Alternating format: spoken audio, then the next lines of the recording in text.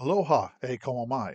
On this episode of Frontiers, we're going to the Studebaker National Museum in South Bend, Indiana.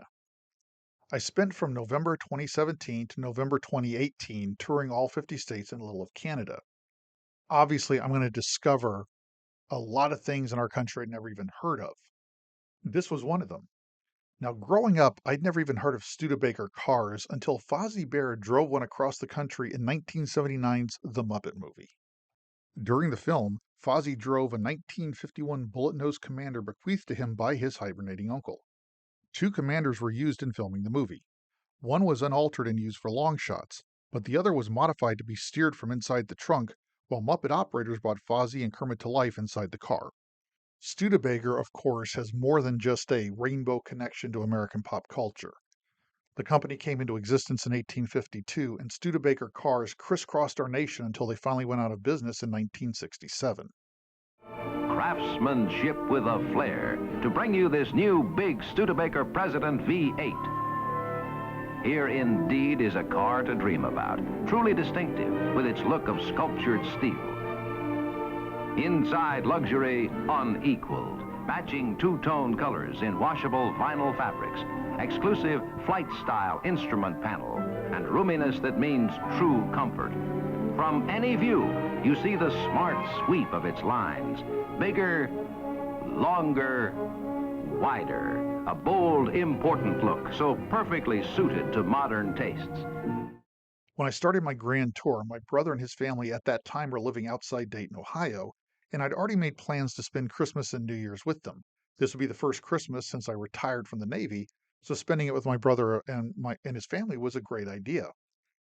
In order to be at their house on time, I started my explorations in Kentucky, Ohio, Michigan, and Indiana. And when driving through Indiana, a little place, well, not so little, but a city called South Bend popped up on the map and caught my attention. South Bend is one of those cities I'd heard about all my life, but knew nothing about. It was just kind of famous for being South Bend. I knew of no landmarks, historical events, nada. In other words, it was a perfect target for exploration. Now, I'm not a huge car guy, but I love classic vehicles and I love history in general. I'd been fascinated by the Corvette Museum in Kentucky not a few weeks earlier, so the discovery of a Studebaker Museum in South Bend provided the perfect place to start exploring the city. The Studebaker National Museum is housed in the same building as South Bend's The History Museum, which is another museum you should definitely check out.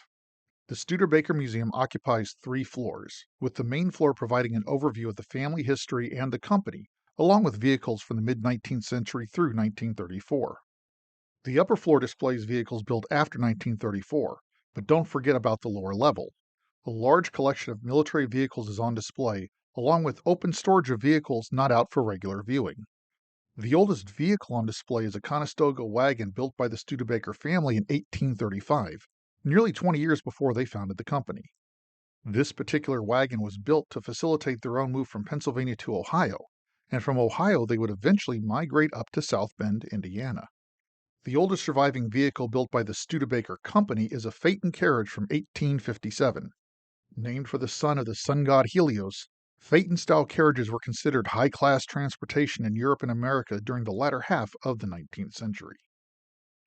Like all coachmakers, wagoners, and modern-day automotive manufacturers, Studebaker made their own versions of common vehicles of the time, and two of the vehicles on display are direct ancestors to vehicles that we still use on our roads today. The 1908 extension front station wagon was an upgraded design of the common wagons used to transport passengers to and from train stations. The extension front had a longer front, thereby giving passengers and the luggage they carry more room while keeping everything covered. Although not as common today as they were back in the 1970s and 80s when I was growing up, the station wagon evolved from the extended front station wagon. Today, the idea of the station wagon lives on in the modern SUV, in which families can seat all of their people and their luggage in the same vehicle, all under cover. Another forerunner to modern industrial vehicles is this 1910 dump wagon. The dump wagon was used to haul dirt, gravel, and other bulky loads. It was designed to pitch up, dumping the load out onto the ground. This basic principle still exists today in the ubiquitous dump truck. This was during the very early days of my Grand Tour USA. I'd already discovered down in Hodgenville, Kentucky at the Lincoln Museum and Lincoln's birthplace just how limited my video and audio capabilities were. So I've got very little video the entire year I was on the road. At the Studebaker Museum, I've got exactly one clip that I filmed down in the basement level. This level doubles as the military vehicle section, as well as open storage where you can see cars in the collection needing restoration or otherwise just not out for regular display. One of the iconic Muppet Movie cars is in this part of the museum. Well, at least it was when I visited back in 2017. This is the Commander that was modified to be driven from the trunk. A driver hunkered down in it, using a TV monitor to pilot the vehicle while the puppeteers were in the passenger cab operating Kermit and Fozzie. The Studebaker Museum is not just limited to Studebaker cars and vehicles. They also maintain a rather impressive collection of presidential carriages, one of which, ironically enough, marks the end of Abraham Lincoln's life, which I got to see just weeks after visiting the beginning of his life down in Kentucky. Visitors can get up close and personal with carriages used by Presidents Ulysses S. Grant, Benjamin Harrison, and William McKinley. Perhaps the most profound presidential carriage is the barouche which carried President and Mrs. Lincoln to Ford's Theater on April 14, 1865. The first couple was attending the play, My American Cousin, when President Lincoln was shot and killed by John Wilkes Booth. This carriage is the last vehicle the 16th president ever traveled in while alive, and is a somber reminder of the national tragedy still convulsing the nation as the Civil War finally ended. The presidential carriages collection also contains one carriage that was not used by a president, but has a rather circuitous but direct tie to our first president, George Washington. The Marquis de Lafayette was a young French officer who crossed the pond and joined the Continental Army, becoming one of General George Washington's top officers. Lafayette returned to the United States for a tour celebrating the nation's 50th anniversary in 1824 and rode in this carriage during part of his grand visit. Thus, in one view, museum goers can connect with vehicles tied to our Revolution, Civil War, and later 19th century expansion.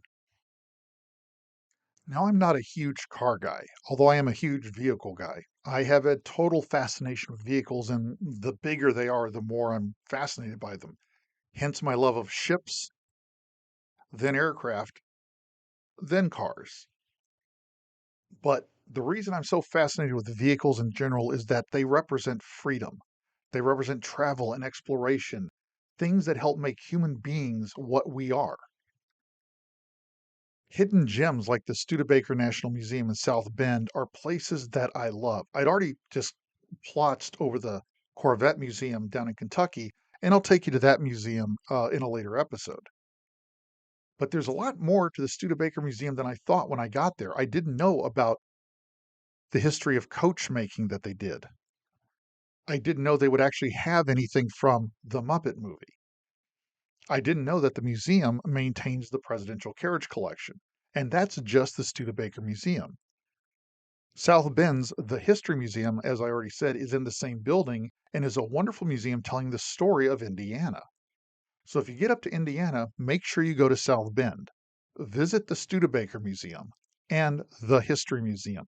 You'll get a wonderful education in the stories that made up Indiana going back to prehistory, as well as the stories of an American family that helped shape American automotive and transportation history through most of the, through the 19th into the 20th century. I hope you've enjoyed this look at the Studebaker National Museum as much as I had when I got to visit it. The engineering marvels that are scattered about the display floor are beautiful pieces of machinery, and they are each an amazing piece of an amazing story.